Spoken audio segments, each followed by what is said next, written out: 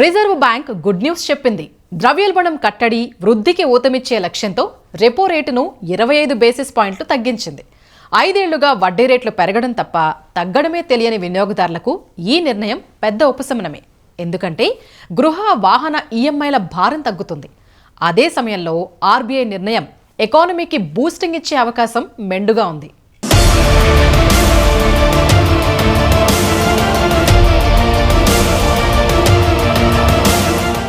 5 ఏళ్ల తర్వాత అంటే 2020 మే తర్వాత తొలిసారిగా రెపో రేట్ను ఆర్బీఐ 25 బేసిస్ పాయింట్లు తగ్గించింది. అంటే 6.50% ఉన్న రెపో రేట్ను 6.25% సవరించింది. ఇన్నాళ్ల తర్వాత వడ్డీ రేట్లు తగ్గించడాన్ని ప్రముఖ ఆర్థిక మార్కెట్ వ్యవహారాల నిపుణులు వివికే ప్రసాద్ ఎలా విశ్లేషిస్తున్నారో ఇప్పుడు చూద్దాం. రిపో రేటు కనుక పెరిగితే బ్యాంకులకి అంది వచ్చే డబ్బు రేటు పెరుగుతుంది. వాళ్ళ దగ్గర కనుక రేటు పెరిగితే మనకి ఇచ్చే లోన్ల మీద మన వడ్డీ విరిగిపోయేటట్లుగా వడ్డీ వాత విధిస్తారు.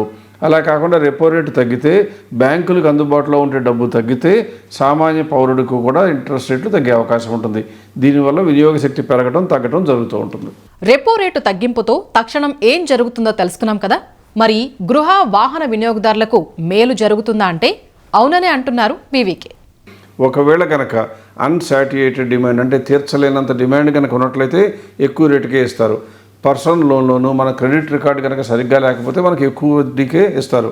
అందువల్ల ఇది వెంటనే ట్రాన్స్మిషన్ అయిపోయి ప్రతి ఒక్క పౌరుడికి లాభపడుతుందా అంటే బహుశా పడకపోవచ్చు. కానీ బ్యాంకుల్లో లోన్లు తీసుకుని హౌస్లు కొనుక్కున్న వాళ్ళు, కార్లు కొనుక్కున్న వాళ్ళు కనుక ఉండి వాళ్ళు కనుక ఫిక్స్డ్ రేట్ ఆఫ్ ఇంట్రెస్ట్కి ఆప్ట్ చేసుకోకుండా ఉన్నట్లయితే వాళ్ళందరికీ కూడా ఏమొస్తుందంటే ఈ marginal cost of lending rate of banks తగ్గుతుంది. కాబట్టి ఆటోమేటిక్గా వాళ్ళకు కూడా ఇంట్రెస్ట్ రేటు తగ్గే అవకాశం ఉంటుంది. కాకపోతే ఇది రావడానికి యూజువల్గా ఇవాళ రెపో రేటు తగ్గిస్తే 1 మంత్ 2 మంత్స్ తర్వాత ట్రాన్స్మిషన్ అవుతుంది. మొత్తం తగ్గుతుందా అంటే కొద్దిగా వచ్చేసే అంత జరగకపోవచ్చు. కానీ దాదాపుగా 0.15 నుంచి 0.2% మధ్యలో ఓవర్ పీరియడ్ ఆఫ్ టైం తగ్గే అవకాశం అయితే బాగా ఉంటుంది. అంతేకాదు ఫిక్స్డ్ డిపాజిట్ చేసిన వారికి ఎలాంటి ఇబ్బంది ఉండదని భరోసా ఇస్తున్నారు. లోన్కి అయితే ఫ్లోటింగ్ రేట్ ఆఫ్ ఇంట్రెస్ట్ ఉంటుందేమో కానీ ఫిక్స్డ్ డిపాజిట్కి అటువంటి అవకాశం లేదు. అందువల్ల డిపాజిట్ చేసుకున్న ప్రతి ఒక్కరికి వాళ్ళకి చెల్లించబడే వడ్డీ వాళ్ళకి ఇచ్చినటువంటి అగ్రిమెంట్ ప్రకారమే వస్తుంది. కాకపోతే అవి కనుక మెచ్యూర్ అయిపోతే మళ్ళీ తిరిగి డిపాజిట్ చేస్తాను అంటే మాత్రం వడ్డీ రేటు తగ్గక తప్పదు. అందువలన ఎవరైతే దగ్గర కాలంలో మెచ్యూరిటీ ఉంటుందో వాళ్ళకి కొద్దిగా నష్టం వచ్చినట్లుగా అనిపిస్తుంది. కానీ డిపాజిట్ చేసి లాంగ్ టర్మ్లో 1 year 2 year 3 years డిపాజిట్ చేసుకున్న వాళ్ళకి దీని మూలంగా ఇంపాక్ట్ ఏమీ పడదు. ప్రజలకు మేలు జరుగుతుంది. మరి పరిశ్రమల సంగతి ఏంటి అంటే వాళ్లకు ప్రయోజనం కల్పించటమే ఆర్బీఐ ఆలోచన అని చెప్తున్నారు.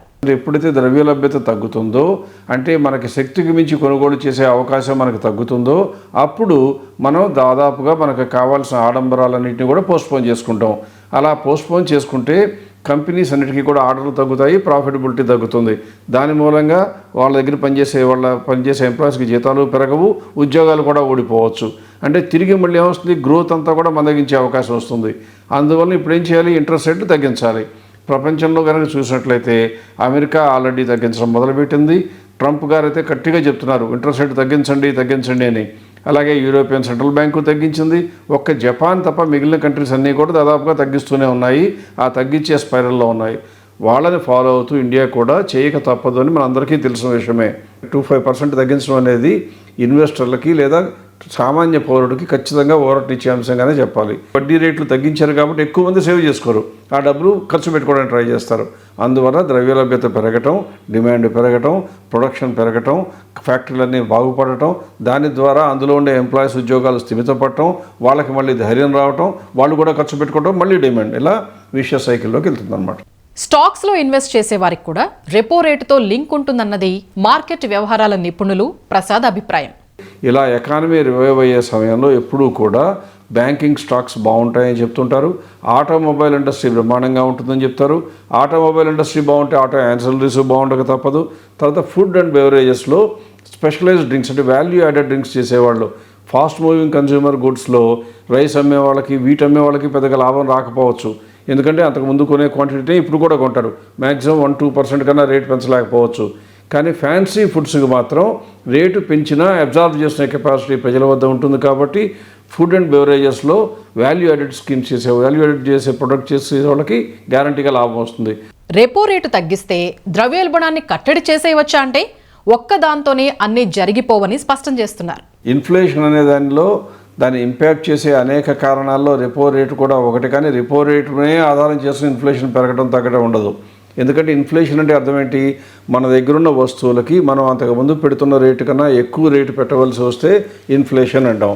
అది ఎప్పుడు జరుగుతుంది అంటే సప్లై సైడు, అంటే ప్రొడ్యూస్ చేసేటువంటి ఫార్మర్స్ కనుక కావాల్సినంత అగ్రికల్చరల్ ప్రొడ్యూస్ని ప్రొడ్యూస్ చేయలేకపోయినా, లేదా అవసరమైన కార్లు మ్యానుఫ్యాక్చరర్స్ ప్రొడ్యూస్ చేయలేకపోయినా, అవసరమైన వాచీలు ప్రొడ్యూసర్ చేయకపోయినా అప్పుడు వాటి రేట్లు పెరుగుతాయి కాబట్టి ఇన్ఫ్లేషన్. అదే దానికి భిన్నంగా ఒకవేళ కనుక వాళ్ళు విపరీతంగా ప్రొడ్యూస్ చేయగలిగితే అది కన్జ్యూమ్ చేసుకునే కెపాసిటీ లేదా వాడే కెపాసిటీ, వాడే కోరిక ప్రజల దగ్గర సన్నగిలితే ఇన్ఫ్లేషన్ తగ్గుతుంది. అందువల్ల వీటన్నిటికీ కూడా అవి మెయిన్గా సప్లై సైడు, కన్జంప్షన్ సైడు ఉన్న ఫ్యాక్టర్స్ మెయిన్ కారణమైతే రిపో రేట్ లాంటి వారు ఏంటంటే కొద్దిగా అగ్నిలో ఆజ్యం పోసినట్టుగా. అంటే వడ్డీ రేటు కనుక పెరిగితే కొనుక్కునే వాళ్ళలో భయం పెరిగి కొనుక్కోవడం తగ్గిస్తారు. వడ్డీ రేటు తగ్గితే ఆడంబరాల వస్తువులు కొనుక్కునే వాళ్ళు కూడా ధైర్యంగా ముందుకు వచ్చుకుంటారు. సో ఇది కొద్దిగా ఎనేబులర్ అని చెప్పాలి, కానీ ఇది ఒక్కటే కారణం అని మాత్రం చెప్పడం అంత సరైన పద్ధతి కాదు. రెపో రేటు, వడ్డీ రేట్ల తగ్గుదలతో ప్రజలు, కంపెనీల కంటే బ్యాంకులకే ఎక్కువ ఉపయోగం ఉంటుందని విశ్లేషిస్తున్నారు. రిజర్వ్ బ్యాంక్ దగ్గర ఉన్నటువంటి రిజర్వ్ బ్యాంక్ ఇష్యూ చేసినటువంటి ప్రభుత్వం తరపున వచ్చిన సెక్యూరిటీసు దాదాపుగా 85 లక్షల కోట్లు ఉంటాయి. అందులో ఇన్సూరెన్స్ కంపెనీలు, బ్యాంకులు కలిపి చూస్తే దాదాపుగా 60% వరకు హోల్డ్ చేస్తున్నాయి. అంటే ఎంత? దాదాపుగా 50 లక్షల కోట్లు. ఇప్పుడు తగ్గించింది 0.25% కదా అని మనం అనుకుంటున్నాం. కానీ ఈ 0.25% తగ్గితే యావరేజ్ మెచ్యూరిటీ పీరియడ్ మొత్తం కొన్ని 1 సంవత్సరం, కొన్ని 2 ఏళ్ళు ఉండొచ్చు, కొన్ని 50 ఏళ్ళు ఉండొచ్చు. అన్నీ కలిపి యావరేజ్ ఎంత ఉంటాయో చెప్పలేకపోయినా యావరేజ్గా 15% కనుక ఉంటుంది అనుకుంటే ఈ 0.25% వల్ల ఆ సెక్యూరిటీల విలువ 3.75% పెరుగుతుంది.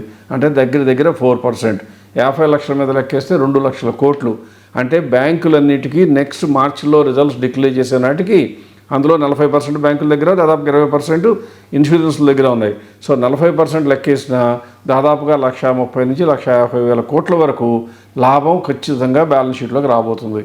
అందువల్ల బ్యాంకుల్లో షేర్లు కొనుక్కున్న వాళ్ళకి లాభం, బ్యాంకుల్లో లోన్లు ఆల్రెడీ తీసుకుని ఫిక్స్డ్ రేట్ తీసుకున్న వాళ్ళకి నష్టం. అలా కాకుండా ఇప్పుడు తీసుకునే వాళ్ళకి మాత్రం ఫ్లోటింగ్ రేట్లో తీసుకోవడం మంచిది. ఎందువల్లంటే రాబోయే రోజుల్లో ఇంకా తగ్గే అవకాశం ఉంది కాబట్టి ఇంట్రెస్ట్ బర్డెన్ తగ్గుతుంది. అంతేకాదు, రెపో రేటు తగ్గింపు దేశ వృద్ధికి ఊతమిస్తుందని రిజర్వ్ బ్యాంక్ బలంగా నమ్ముతోంది.